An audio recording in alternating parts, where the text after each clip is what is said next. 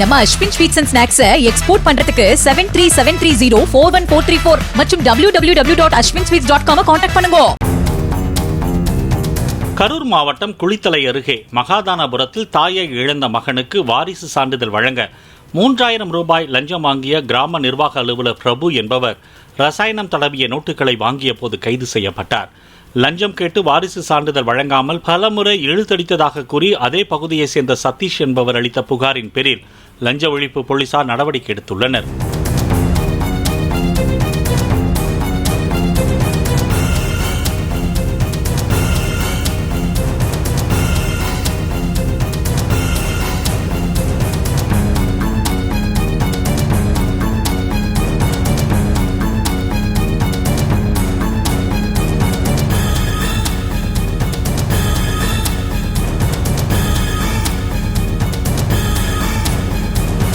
நம்ம Ashwin sweets and snacks export பண்றதுக்கு 7373041434 மற்றும் www.ashwinsweets.com கான்டாக்ட் பண்ணுங்க.